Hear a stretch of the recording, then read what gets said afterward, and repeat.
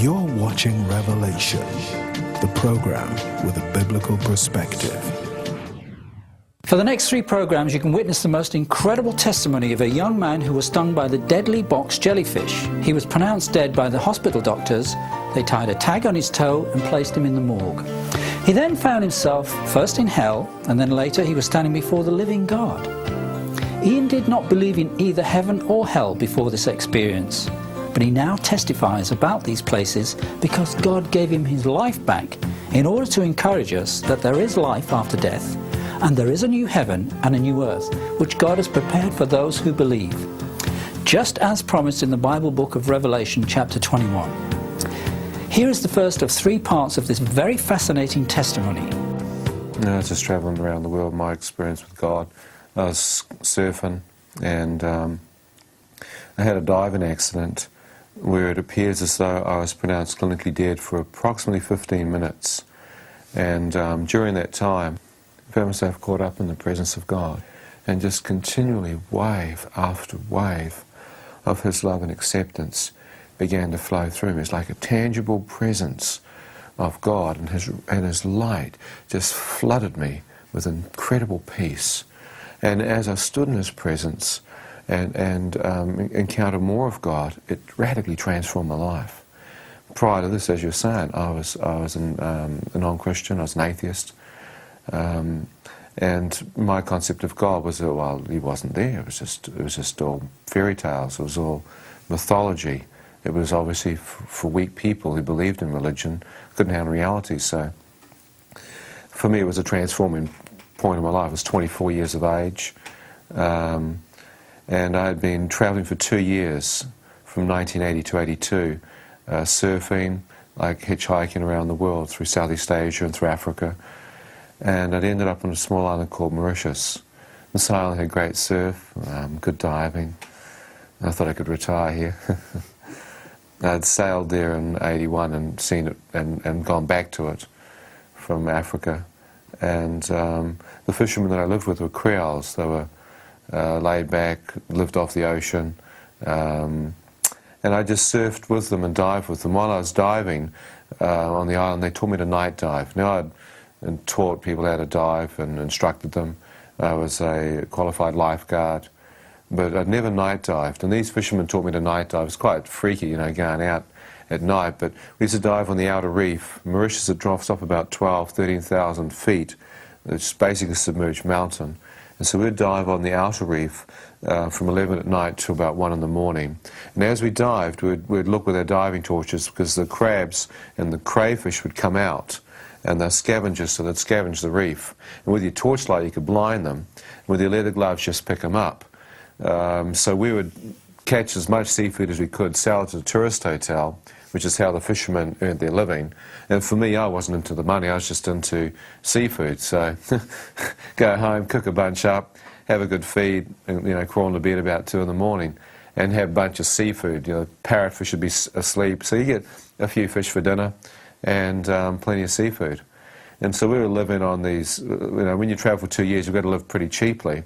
And so we were living on about $1 to $2 US a day in small huts on the village, near the village.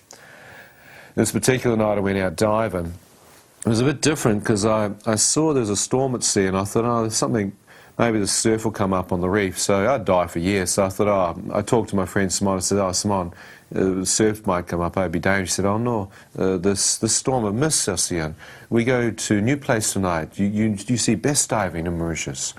Now, like a good fisherman, he threw out his bait, reeled me in, and so at 11 that night we got all our diving gear in the fishing boat and rowed off out through the lagoon, crossed the outer reef, and then rowed and poled our way down from Tamarin Bay, where I was living, to a place called Rivière Noire, Black River. As we slipped in, it was quite dark because the clouds were coming in, so there was no real moonlight, and it was a little bit of a chop on the water. But as I slipped into the water, my 2 friends had already gone in. As I slipped in, something smashed into my arm and stung me. Oh, I wondered what on earth it was. It felt like an electrical shock. Now, the other 2 divers had swum off to my left, going up onto the reef, and I'd just been hit by something. I couldn't see what it was. It was excruciating pain, like electricity had gone into my arm. My first thought, electric eel. I thought, well, never seen an electric eel, don't even know, you know what I mean, except in an aquarium.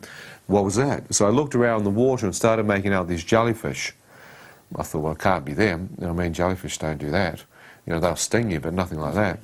But these jellyfish are a bit different. They were bell-shaped or torpedo-shaped at the top, then box-shaped, finger-like tentacles. I thought, well, is that a jellyfish? Yeah, it must be. So I reached out and grabbed it with my gloves, and sure enough, it was a jelly.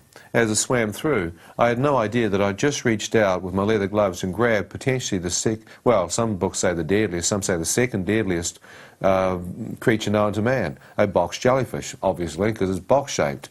But I'd never read anything on it. I'd never heard about it. And so here, I just had a box jellyfish go through my hand. Now, this particular species in Australia is well known and has killed over 70 people. In New Zealand, no one's really even heard of them because it's colder water. We're further south, so these particular jellyfish are more in the tropical regions. And it has killed over 70 people. It's so deadly that some scientists are now saying the venom is more deadly than cobra, taipan and black mamba. But as this jellyfish went through my hand, I thought, oh, well, I wonder what that is. Kept swimming. Then as I kept looking for crays, something else smashed in my arm. This time I saw the tentacles of this jellyfish going past me. I realised, oh man, I must have been hit the first time by one. I began to swim over towards the reef to talk to my friends about them, and another one hit me. And I thought, gosh, there's so many. There's heaps of them in the water. It's like I'd swum into like a whole soup of them. Now, jellyfish are very hard to see at the best of time because they're so transparent, but at night, very, very hard to see.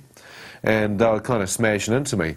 As I asked my friend to surface, he came up, he said, "Christopher, man, what's happening?" I said, "Something hit me, Simon." He said, "You get out on the reef, brother, we have a look." So he had been swimming off to the left, and the jellies are over here to the right, and he hadn't seen them yet. As I put my head back into the water to climb up onto the reef, coming off the outer reef, just the surge of the tide, was a jellyfish being dragged back into my face. As I put my face directly in its path, I had one shot. It was either going to hit my neck, or all I did was just roll in the water, throw my arm in front of my face to protect my throat, and got hit a fourth time. As the fourth one hit me, I pulled the tentacles off and climbed up onto the coral reef. There's a low tide, so it's about 2 foot covering the reef. As I stood there, I looked at my arm with my torch, and what amazed me is my arm had already swollen to double its normal size.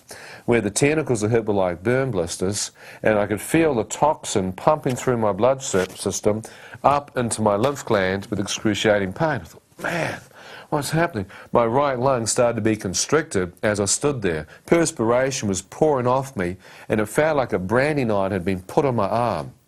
As my friend Simon came out of the water, he looked at my arm, and in French he went, "Qu'est-ce que tu fais, Jan? What's happening?" I showed him my arm. He went, "Invisible." It's like he knew what it was. And when he said in French, "Invisible," I recognised it to be invisible one. Well, this jellyfish was so invisible, I thought, yeah, okay, invisible. He said, "Pardon, invisible, tac, c'est fini for you." And in French, he's telling me, "C'est fini" means the end. One's enough to kill you. Now, this man had been diving as a child. He was one of the most respected fishermen in the village. The Creoles hated diving at night. It took courage for a man to conquer the fear of darkness and night diving, so they respected him for it. And so he stood there, and I watched him turn his torch onto his face, and he went as white as a sheet. He said, "How come you not know, Ian? This one kill you, brother." I said, "I not know Simon. You think white men know everything, huh? I not know this one." He said, how many hit you, huh? How many tuck?" I went, cut en bizarre, 4. He went, impossible, allez, vitement, 4 hospital. Now, this man loved me. I knew him. He was a great friend of mine. And, I mean, I knew that when he was telling me to get out of here, we had to move. And I heard him say hospital, 4, which was just up behind the village. Trouble is, I'm standing on the outer reef, miles away from the hospital. It's the middle of the night. He drags me back into the water. The other night diver comes alongside me, and I know that they're protected because they've got full wetsuits. To them, the water's cold, you see. To me, the water's hot. My wetsuit, unfortunately, was a short-sleeve vest with a long john. My forearms were exposed, and my neck. The other divers had full hoods on. booties, I mean, and full steamers, 3mm steamers, so they were completely protected.